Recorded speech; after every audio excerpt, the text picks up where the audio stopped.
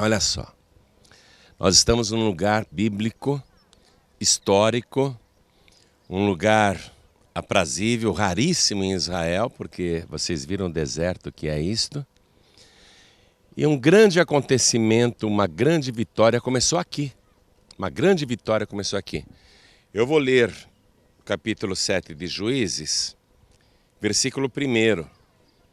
Diz assim: Então Jerubaal, que é Gideão, se levantou de madrugada e todo o povo com ele havia, e se acamparam junto à fonte de Harod. Essa é a fonte de Harod. De maneira que tinha o arraial dos midianitas para o norte, pelo outeiro de Moré no vale. E disse o Senhor a Gideão: Muito é o povo que está contigo, para eu dar os midianitas em sua mão, a fim de que Israel não se glorie contra mim, dizendo: A minha própria mão me livrou. Agora, pois, apregoa aos ouvidos do povo, dizendo: Quem for covarde e medroso, que volte e vá-se apressadamente das montanhas de Gileade. Então voltaram do povo 22.000 e 10.000 ficaram. E disse o Senhor a Gideão: Ainda muito povo há. Faze-os descer as águas. Deus mandou Gideão descer até aqui. E ali os provarei. E será que aquele de que eu te disser, este irá contigo, esse contigo irá. Porém, todo aquele de que eu te disser, este não irá contigo, esse não irá. Amém? Então veja o que aconteceu no tempo de Gideão. Os midianitas, os amalequitas e os do Oriente, povos não judeus que habitam aqui em volta, durante 7 anos oprimiram Israel, 7 anos de opressão. E diz a palavra que estes 3 povos vinham com seus camelos e devastavam a terra, invadiam a terra para destruir, forçavam as mulheres, matavam pessoas e saqueavam tudo que Israel tinha. E a palavra diz que Israel empobreceu muito nestes 7 anos. Foram 7 anos de empobrecimento, 7 anos mais do que vacas magras, porque uma vaca magra, um ano de vaca magra, é só uma crise. Mas eles vinham para destruir a terra e destruir o povo de Deus. Por que isto estava acontecendo, já que o Senhor é o Deus protetor, o Deus de Israel? Os países por aí têm padroeiros, protetores e protetoras, mas Israel é o único país que tem Deus como o próprio protetor. Não é um padroeiro. Como que este país que tem Deus como protetor sofreu durante 7 anos? Aí Deus revelou. Deus mandou um profeta e Deus só revela as coisas por profetas. Deus mandou um profeta que explicou a razão daqueles 7 anos de empobrecimento, derrota, vergonha e humilhação. O profeta disse: Assim diz o Senhor. Vocês deixaram o Deus de Israel, o Deus vivo, e começaram a se curvar diante da imagem de Baal. Não é porque Baal significa Senhor na nossa língua que essa estátua é o Senhor. É por isso que Deus entregou vocês nas mãos dos midianitas. Aí o povo entendeu que essa era a razão. Porque lá em Êxodo 20, Deus já tinha falado para Moisés no Sinai: fala para o povo não fazer imagem alguma de escultura, semelhante ao que existe em cima no céu, nem na terra, nem nas águas debaixo da terra. Não te encurvarás diante delas e nem as servirás, porque eu sou o Senhor vosso Deus que vos tirei da terra do Egito. Eu sou Deus ciumento, Deus zeloso, que visito a maldade dos pais nos filhos, até a 3ª e 4ª geração daqueles que me desprezam, mas que eu faço misericórdia em milhares aos que me amam e guardam a minha palavra.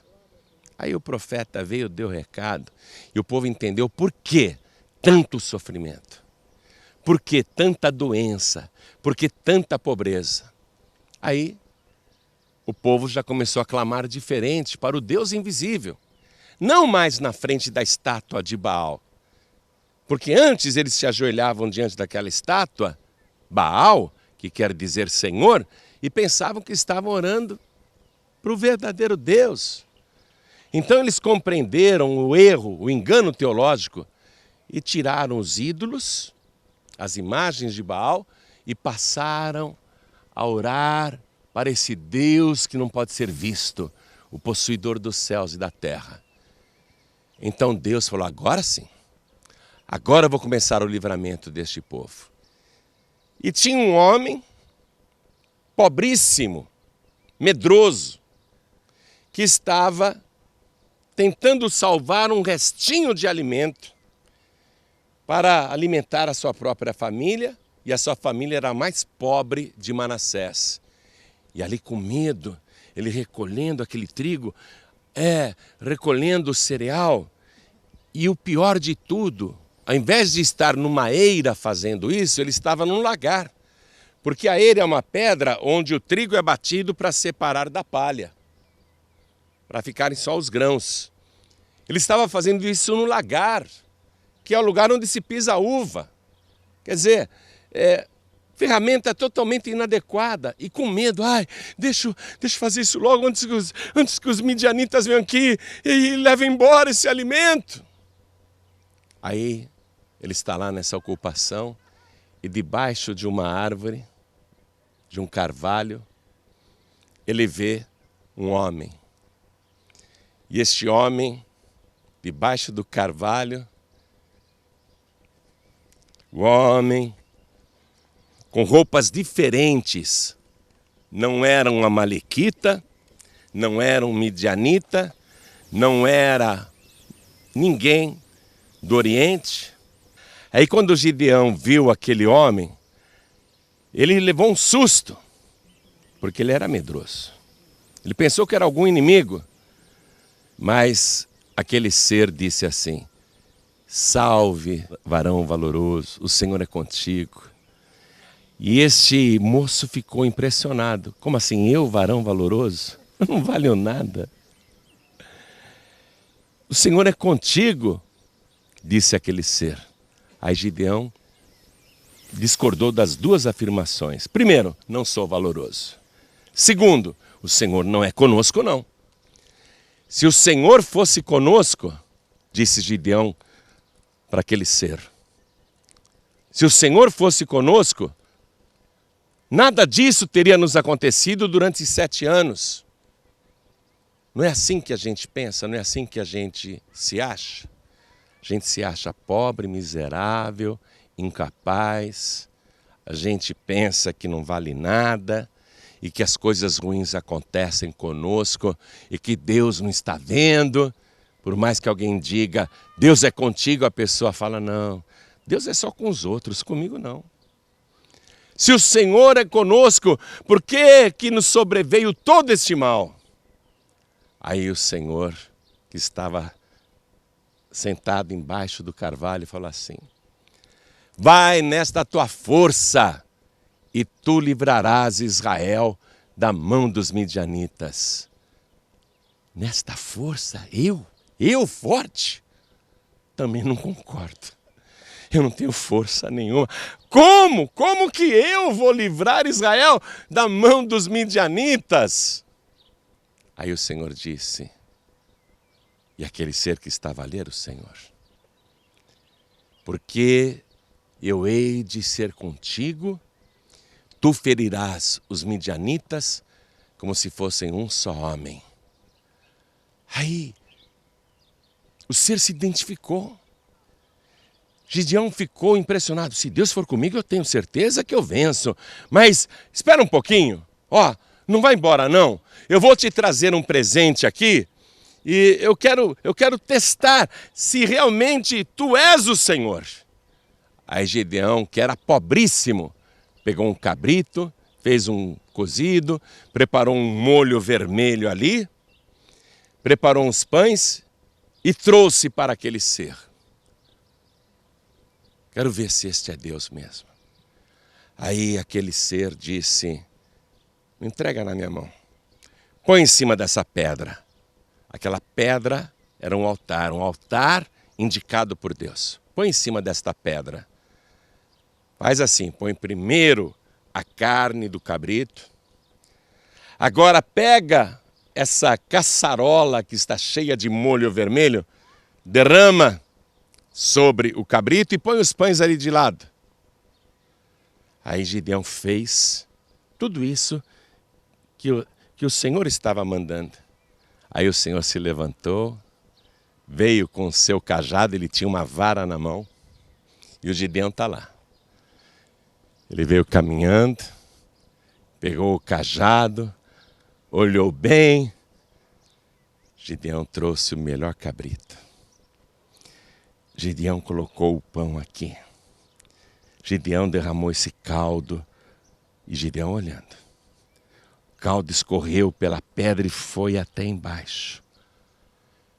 Deus viu naquilo uma figura do sacrifício de Jesus que iria acontecer muitos e muitos séculos depois. O Cordeiro de Deus sendo sacrificado no Monte Calvário, ele é o pão da vida e o seu sangue escorrendo até o chão. Deus viu isso. O Senhor se agradou demais. Por quê? Porque um dia, eu mesmo, o Senhor, vou estar sobre uma rocha. Eu mesmo, o Senhor, estarei me derramando sobre o Monte Calvário. Eu mesmo, o pão da vida, um dia estarei lá. Como Deus se agradou daquela intuição de Gideão. Então o Senhor pegou o seu cajado e Gideão olhando, né? Deixa eu ver se ele é Deus mesmo. Deixa eu ver. Aí o Senhor tocou a carne, preste atenção com o seu cajado. Tocou a carne do cabrito com aquele cajado. Aí ele começou a pegar fogo. Começou a pegar fogo, Gideão se afastou, surgiu fogo do nada. Gideão se afastou, aquele fogo foi aumentando e consumiu totalmente a carne, consumiu totalmente o caldo, consumiu totalmente aqueles pães e a fumaça que se formou começou a subir até o céu. Então Gideão se afastou, o que é isso? O que é isso? É o sobrenatural! E aquele ser, ele entra com a fumaça que subia e desaparece. Quando Gideão viu aquilo, eu estou perdido. Está escrito, Moisés disse que ninguém pode ver Deus e continuar vivo, eu vou morrer. E além de pobre, eu vou morrer jovem, e agora eu estou perdido. Aí ele escutou uma voz que disse do céu, não temas, Gideão, não morrerás. Não? Não vou morrer? Não, não vai morrer. Aí ele ficou mais tranquilo e foi para casa. Dormiu aquela noite intrigado. Que experiência foi essa que eu vivi? Ele demorou para pegar no sono, mas a uma certa altura ele dormiu e Deus apareceu no sonho dele. Aí Deus fala uma coisa para Gideão no sonho que ele não esperava. Deus diz assim, Gideão, o teu pai construiu aquele altar no monte para Baal. Foi o teu pai que levou esse povo para a idolatria. O teu pai tem um segundo boi que ele está guardando há 7 anos. Ele nunca me ofereceu este boi.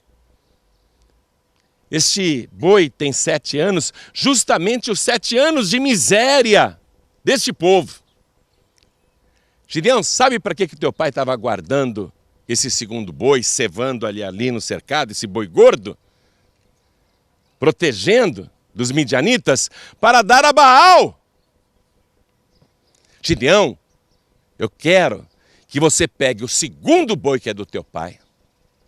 Eu quero que você vá lá no alto daquele monte onde tem a estátua de Baal, que o povo sobe o monte para ficar lá rezando para o ídolo. Quero que você destrua a imagem de Baal. Quero que você derrube o altar de Baal. E quero que você pegue e faça ali, ao lado do altar de Baal, faça um altar para mim, com pedras. E o meu altar não terá estátua nenhuma. Aí eu quero que você pegue o segundo boi que o teu pai ia dar para Baal e me ofereça ali, neste altar novo. Quando o Gideão acordou do sonho, falou, será que eu estou ficando louco? Será que eu devo fazer isso? Será que eu tive um pesadelo ou uma revelação? E como que eu vou fazer isso? Meu pai vai ficar doido comigo. Ele é devoto do Baal. O meu pai vive rezando para Baal. Só que meu pai está 7 anos rezando para Baal e não mudou nada na nossa vida. Tem gente que fica a vida toda rezando para ídolos e não melhora a vida e a pessoa não compreende, né? Meu pai está há 7 anos, ele até construiu aquele altar para Baal. Ele é fã do Baal. Deus está mandando não apenas eu destruir a estátua que o meu pai tanto adora. Deus está mandando eu pegar o segundo boi dele, o boi gordo, que ele está guardando há 7 anos. E oferecer num altar que não tem ídolo nenhum, um altar vazio. Ele era um medroso, ele era um covarde. Mas Gideão começa a ter decisões. Ele começa a decidir. E ele decide obedecer. Eu posso até estar ficando louco, mas eu vou fazer do jeito que o Senhor me falou no meu sonho. Mas eu não tenho coragem de fazer isso sozinho, não. E nem de dia. Eu vou fazer de noite, quando não tiver ninguém olhando. E vou levar comigo 10 empregados, 10 amigos, 10 pessoas. E vou pedir para eles me ajudarem nisso.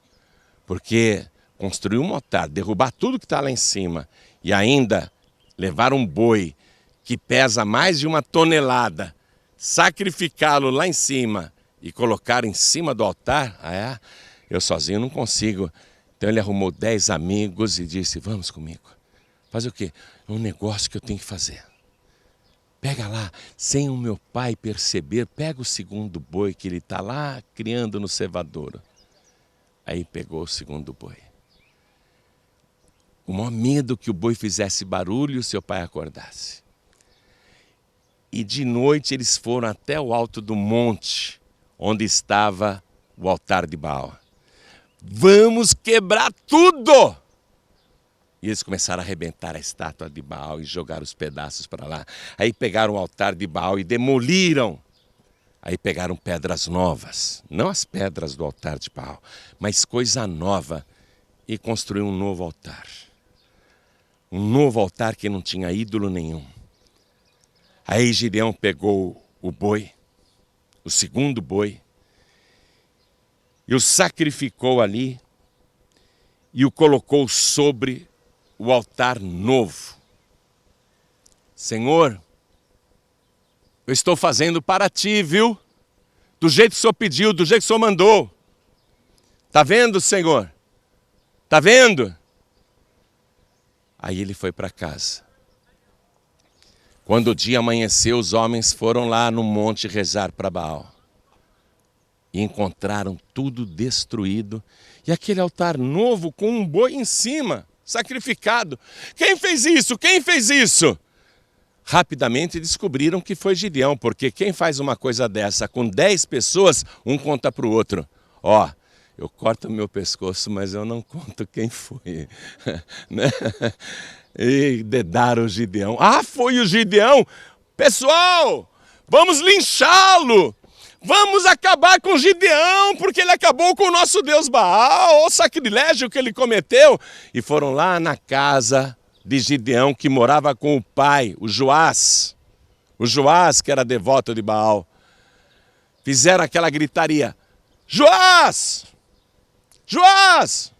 Traz o teu filho aqui fora, porque ele tem que morrer. Aí o Joás saiu. Meu filho tem que morrer por quê?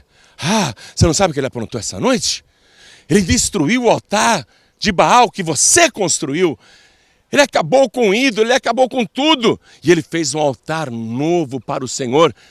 E não é só isso não, Joás. Tem um boi gordo sacrificado lá em cima. Um boi gordo, é? É, nesse altar. Então nós temos que defender Baal. Nós temos que matar o teu filho. Aí o Joás caiu em si. Poxa, eu estou há 7 anos rezando para Baal, minha vida não melhora. O meu filho fez isso. Esse altar que ele fez é para o Senhor. Ele pegou o meu segundo boi e ofereceu ao Senhor. Olha o que Gideão fez essa noite e agora. Traz ele aqui, Joás, que nós queremos linchá-lo, matá-lo. Aí Joás falou assim, mas vocês querem matar por quê? Para defender o Baal? Para defender a nossa fé? Aí o Joás disse, olha aqui, se Baal é o Senhor, ele que se defenda. Se ele é Deus mesmo, ele que mate o meu filho. Mas se alguém aqui encostar o dedo no meu filho, morre. Foi assim que Joás se converteu. Ao invés de dar uma bronca no filho, ele se converteu. Aí sabe o que aconteceu? Diz a palavra que o Espírito de Deus se apoderou de Gideão. E Gideão foi revestido de poder e ele tocou uma buzina. Aquele chofar, né? Aquele chifre de carneiro. Tocou a buzina e todo mundo veio atrás dele. Todo mundo ficou sabendo o que ele fez. Esse cara tem coragem. Esse cara é macho. Esse cara é o nosso líder. Aí juntaram-se 32 mil homens e Gideão contou tudo o que tinha acontecido. Olha, o Senhor me apareceu, o que eu ofereci para ele foi consumido num holocausto, ele subiu com a fumaça, ele me apareceu em sonho, eu destruí o altar de Baal e a imagem de Baal porque Deus mandou, e Deus, que eu vou livrar Israel dos midianitas, dos amalequitas e dos povos do Oriente. Você percebeu que são 3 inimigos? Sabe o que isso significa? A trindade do mal. Qual é a trindade do mal? Satanás, Lúcifer e Belzebu. Eram os 3 povos que destruíam tudo que o povo de Deus tentava construir. Tudo que o povo de Deus semeava, esses 3 povos inimigos roubavam, saqueavam. É assim que o diabo trabalha. Mas Deus me disse, falou Gideão, que eu vou livrar Israel destes 3 inimigos. Nós vamos com você, Gideão, nós estamos contigo. Então vamos até a fonte de Harod. Aí ele chegou aqui com 32 mil homens. Que exército, hein? Nós vamos para a guerra. E os amalequitas, midianitas e povos do Oriente, lá no vale de Jezreel, onde justamente a profecia bíblica diz que vai acontecer a grande batalha. Eles estavam ali. Vamos atacar porque já vimos que Israel está se rebelando. Vamos destruí-los, porque o inferno quer contra-atacar. Toda vez que você começa a agir na direção de Deus, o inferno quer contra-atacar. Mas nós somos 32 mil. Eles são muito mais do que nós. Mas Deus me disse para a gente não ter medo, porque nós feriremos todos os inimigos como se fosse um só homem. Valeu, Gideão, estamos contigo. Vamos para a guerra.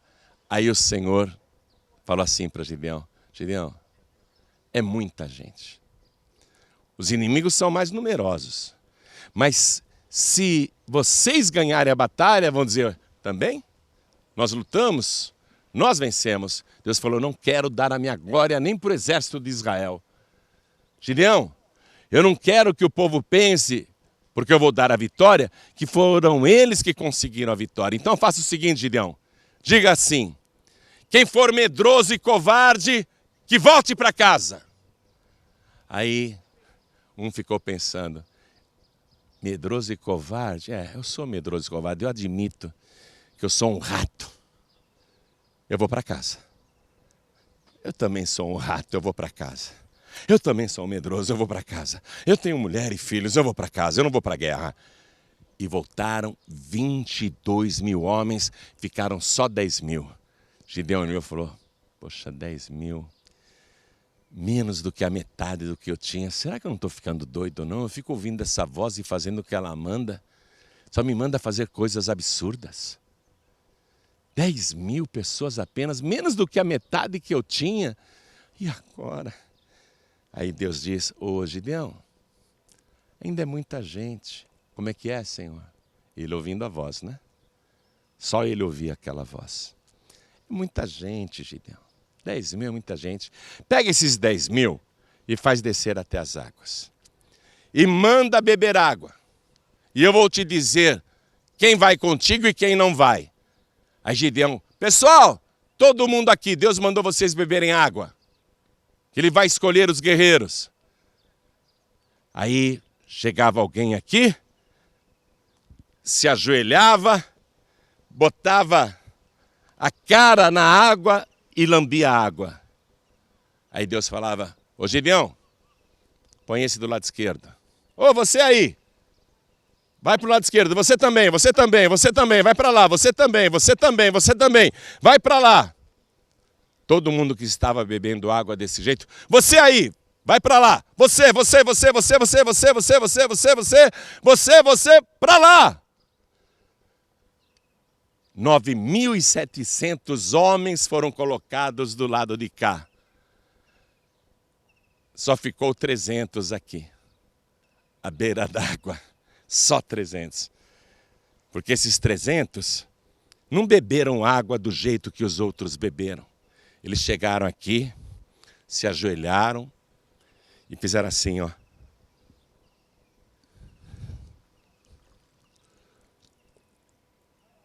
Rapaz, que água boa, viu? Que água docinha. Mas eles fizeram assim, ó.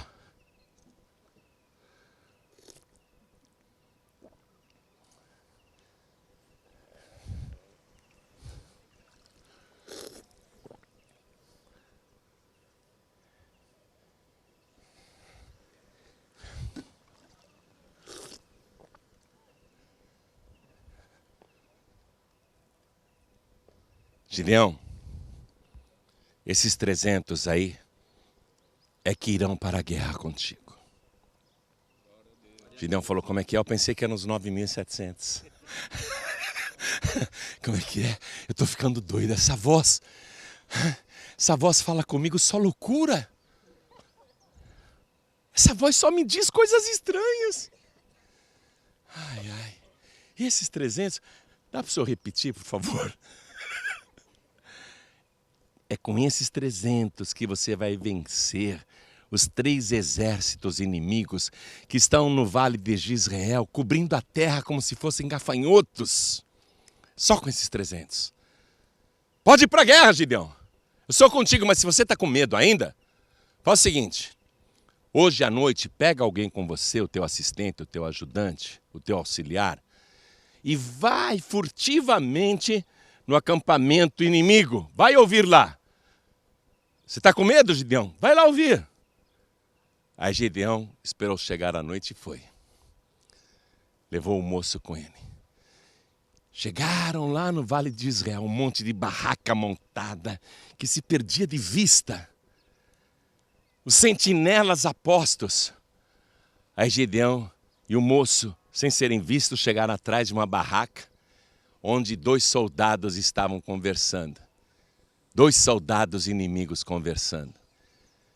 E um soldado falou para o outro, rapaz, eu tive um sonho essa noite, que sonho esquisito. E o Gideão lá escutando. Ninguém sabia que ele estava ouvindo. E o outro soldado inimigo, o que você sonhou? Ai, eu tive um sonho. Eu sonhei que um pão de cevada nos rodeava em todo o acampamento, por essas montanhas aqui em volta da gente. E eu sonhei que aquele pão de cevada nos atacava de cima para baixo. E fizeram as nossas tendas virarem de cabeça para baixo e todo o nosso acampamento foi destruído. Gideão atrás da tenda, querendo fazer isso que alguém fez aí, querendo dar glória a Deus, querendo dizer, glória, está falando da nossa vitória. Aí o outro soldado que ouviu o sonho falou, eu sei o que esse sonho significa. E o Gideão escutando, coração disparado de alegria, mas bem quietinho. E o outro soldado falou, esse pão de cevada que você viu no teu sonho é Gideão. E Gideão vai destruir tudo isso daqui. A espada de Gideão virá contra nós. E o outro soldado, você acha mesmo?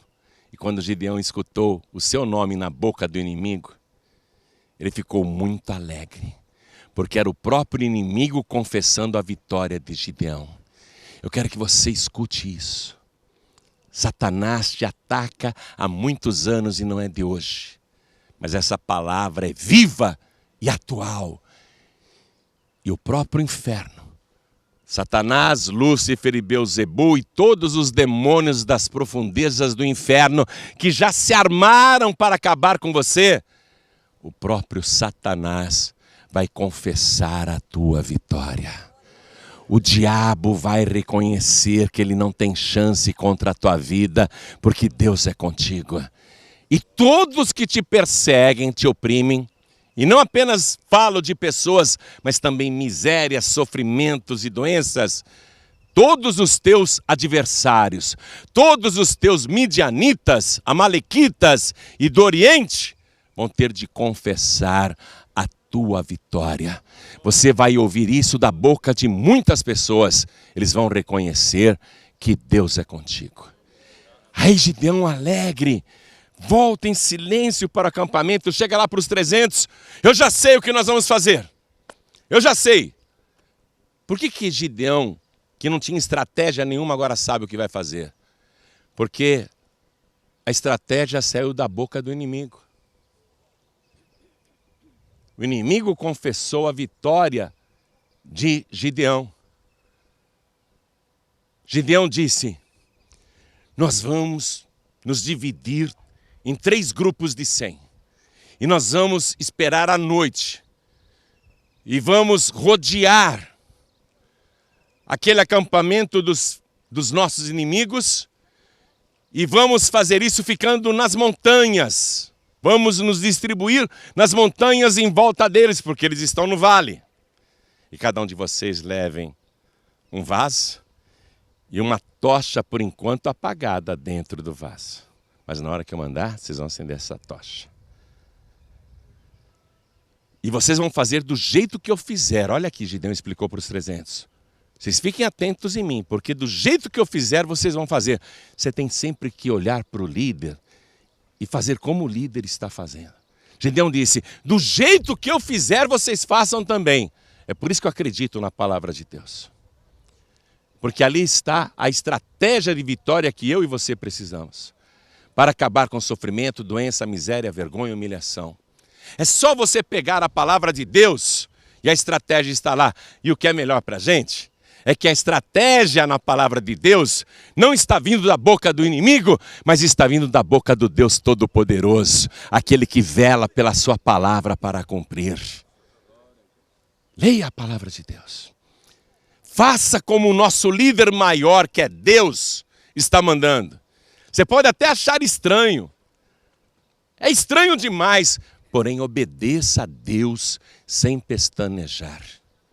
Faça, vá pela fé. Varão valoroso, varoa valorosa, o Senhor é contigo. Faça do jeito que Deus está mandando e você vai ferir o inferno como se fosse um só demônio. O inferno vai cair aos teus pés. Siga a estratégia da palavra de Deus. Então eles foram. Chegaram lá em Gisrael, ocuparam as montanhas, 3 esquadras, 3 exércitos de apenas 100 homens, chegaram à meia-noite. Aí Gideão disse: a tocha acesa dentro do vaso. Vocês vão, segundo a minha ordem, no momento que eu falar já, vocês vão pegar a tocha numa mão e o vaso na outra. E quando eu disser agora, já, vocês peguem os vasos e joguem nas pedras. Joguem nessas montanhas. Atirem com força esses vasos. E fiquem com a tocha na mão, a tocha acesa. Fiquem quietinhos. E aí vocês gritem ao mesmo tempo: espada de Deus e espada de Gideão. Vamos gritar isso ao mesmo tempo de uma vez só. Sim, Senhor. Esperem eu dar a ordem. Aí Gideão foi e fez. Quando Gideão disse já, eles pegaram o vaso e profete nas pedras. Como aquilo é uma cadeia de montanhas e o vale no meio, deu eco. Ó, eu falo aqui, sai eco do outro lado. Quer ver, ó? Já! Vocês ouviram uma voz só ou várias? Vou falar de novo, preste atenção. Já! Vocês ouviram uma voz só ou várias? Hã? E a voz ampliada, é o eco. Quando eles deram com os vasos nas pedras, aquele estrondo ao mesmo tempo ecoou e ficou bum bum bum bum bum bum bum bum bum bum bum bum bum bum bum. Que é isso? Era meia-noite e os que estavam dormindo lá no arraial inimigo acordaram assustados, coração disparado, tudo escuro. Cada um foi pegando a sua espada, que é isso? Aí eles olharam nas montanhas em volta, saíram de suas tendas e ficaram olhando. E aquelas montanhas, eles viam uma tocha acesa aqui, outra tocha acesa ali. Eles imaginaram que entre as duas tochas tinham muitos soldados. Outra tocha acesa ali, outra tocha acesa ali. Eles acharam que entre as tochas havia muitos soldados. Eles acharam que ali havia pelo menos um exército de 300 mil homens. Muito mais do que eles. Vamos fugir, vamos nos salvar, estamos cercados. E naquela correria à noite, apavorados, e o medo faz a gente perder a noção da realidade. Quando eles começaram a correr, um trombava com o outro. Só que não sabia, né? Um era amalequita, o outro era midianita e o outro era do Oriente, cada um se vestia de um jeito diferente. Ele não queria nem saber. É que nem a polícia, quando está acuada ou entra num lugar perigoso, o que a polícia faz? Atira primeiro e pergunta depois. Questão de salvar a vida, não é?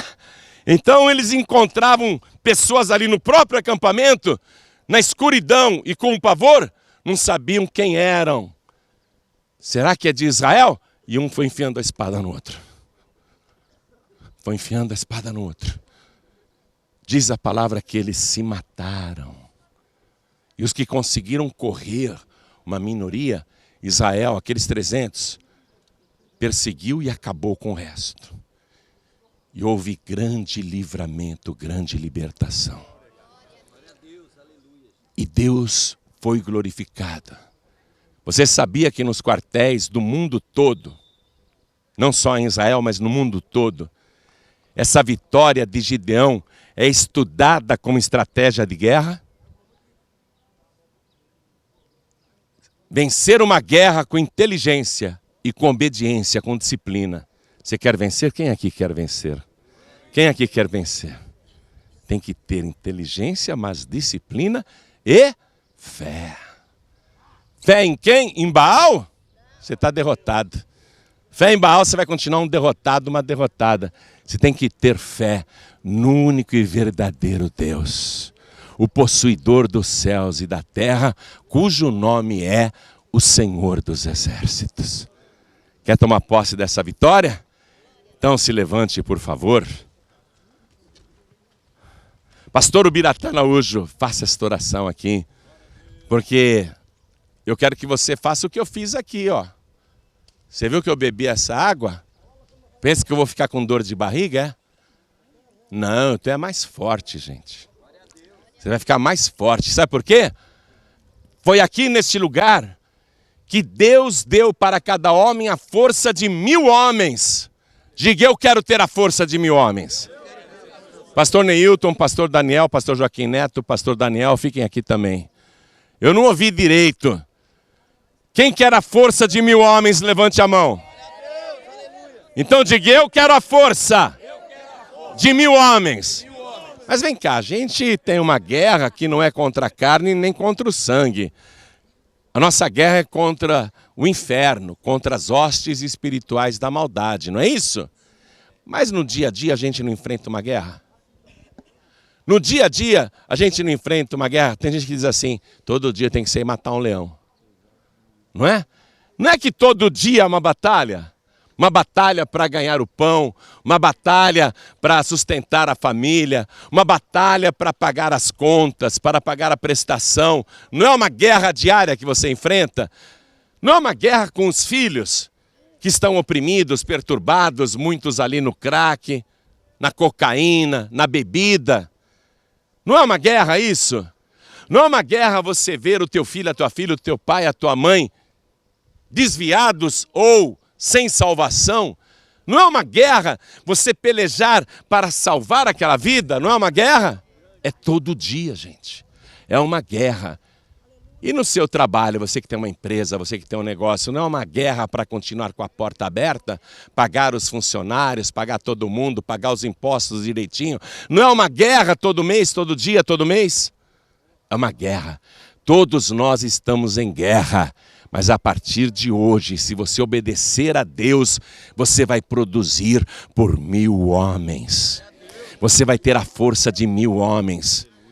Sabe, quando eu comecei a pregar, um dia Deus me mostrou o seguinte, e eu nem estava pensando em Gideão. O Espírito Santo me disse que ele iria levantar 1000 pessoas para pregar como eu prego.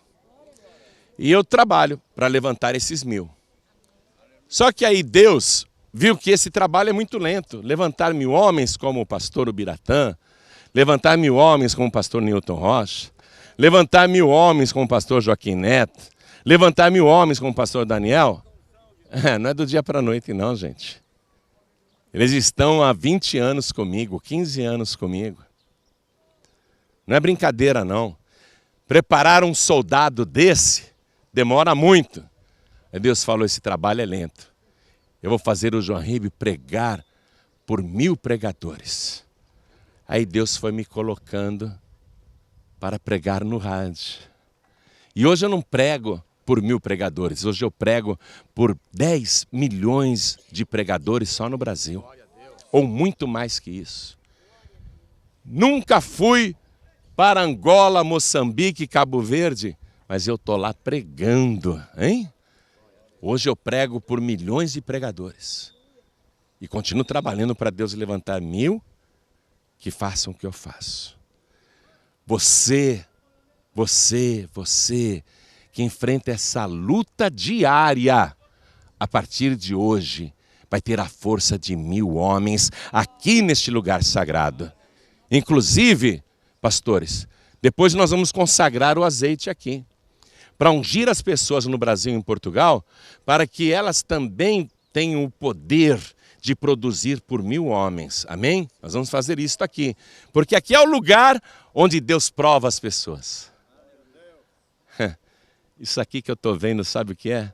Um exército vencedor. Porque tem muita gente que gostaria de estar aqui, mas Deus escolheu você. Você é um daqueles 300. Acredite, você é um daqueles 300. Deus te escolheu e é com você que Deus vai operar, a vitória. Amém? Amém. Quem crê nisso, levante a mão. Então diga, eu quero o poder de 1000 homens. Eu quero a força de 1000 homens. Eu quero a unção de 1000 homens. Eu quero a vitória de 1000 homens. Quer mesmo? Então vamos dar uma grande salva de palmas para Jesus. E o pastor Ubiratã Araújo e os pastores vão fazer esta oração. Senhor nosso Deus e nosso Pai Todo-Poderoso, nós estamos no mesmo local. Um local de decisão. Um local onde os covardes e medrosos ficam para trás e onde os corajosos seguem em frente em rumo à vitória. E nós estamos aqui, meu Deus, diante daqueles que seguem rumo à sua vitória. Aqueles que foram separados, aqueles que foram escolhidos a dedo, aqueles que já passaram por humilhações, por dificuldades e que já foram roubados e saqueados pelo inimigo, mas que tomaram uma decisão. Eu não vou ficar aqui parado, esperando o inimigo tomar o que é meu, arrancar o que é meu, saquear o que é meu, tomar aquilo que eu suei para conquistar, destruir a minha casa, a minha família, a minha herança. Eu vou lutar por aquilo que é meu e eu creio que ainda que eu pareça fraco, o Senhor disse que eu sou forte. Ainda que eu pareça que sou uma pessoa sem valor, o Senhor disse que eu sou valoroso, uma pessoa de valor.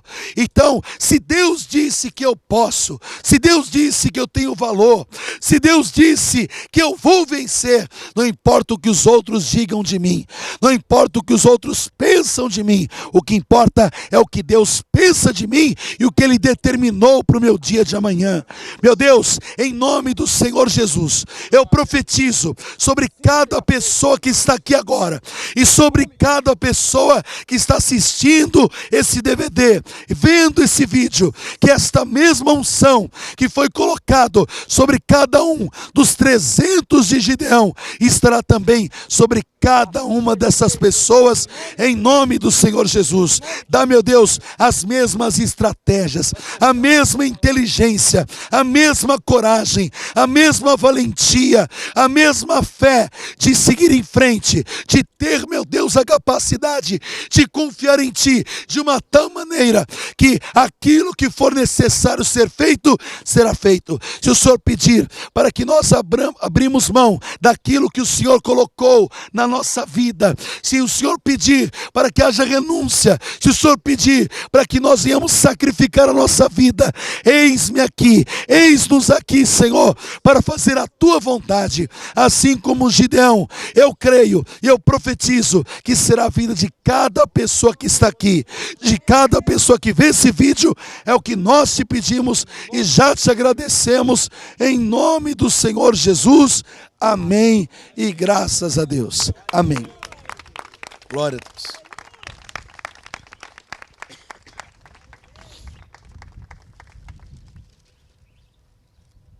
Uma coisa interessante aqui,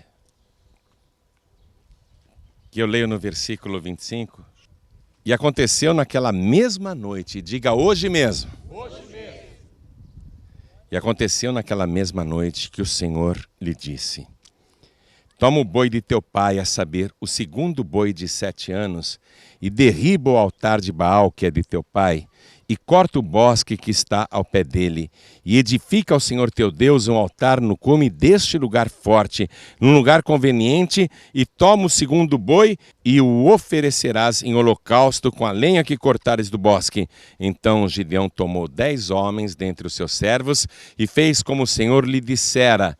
E sucedeu que, temendo ele a casa de seu pai e os homens daquela cidade, não o fez de dia, mas fê-lo de noite. Amém? Deixa eu fazer uma pergunta para vocês. Por que Deus aparece em sonho para pedir o segundo boi para Gideão? Quem aqui crê que Deus criou todos os bois da terra? Levante a mão. Por que ele queria aquele boi, hein, gente? E por que ele pede o segundo boi ao invés do primeiro, hein? Hã? Exatamente. Deus manda entregar o segundo boi porque o primeiro já é dele. Olha o que diz aqui no livro de Levítico, capítulo 27, versículo 26. Diz assim, ó: mas o primogênito de um animal, por jacer do Senhor, ninguém o santificará, seja boi ou gado miúdo, do Senhor é. O que é o primogênito dos animais? É o primeiro. Como é que Deus vai falar para você? Hein? Me dá o primeiro boi, se o primeiro boi já é dele. O que quer dizer este primeiro boi? A primícia, amados. Você acha que quando Deus manda você entregar a primícia, você está dando alguma coisa para Deus? Porque todas as dízimas são dele. Todas as primícias são dele. Você só está devolvendo. O que representa o segundo boi, que é semelhante ao primeiro boi?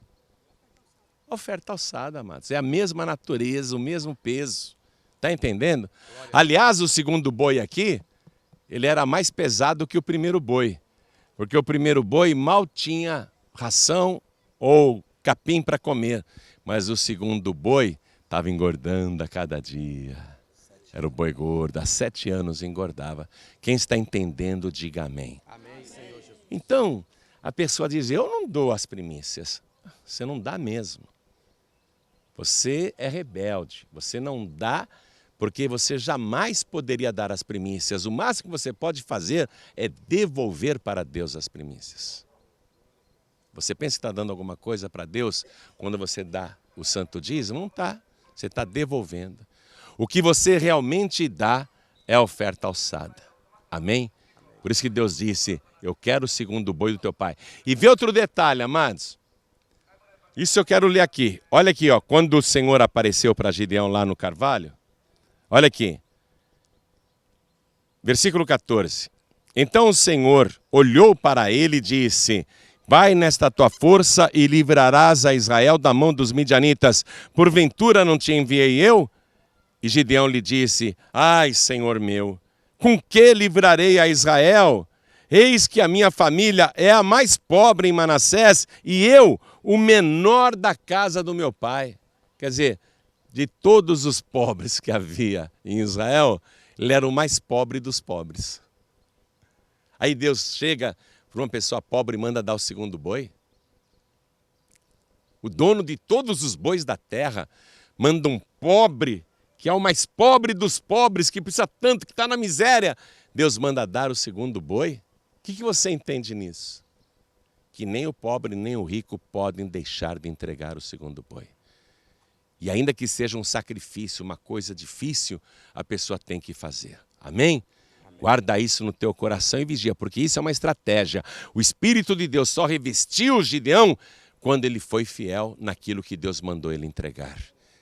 Se Deus já falou alguma coisa no teu coração, já é do Senhor, já é o segundo boi. Você entrega para Deus. Amém?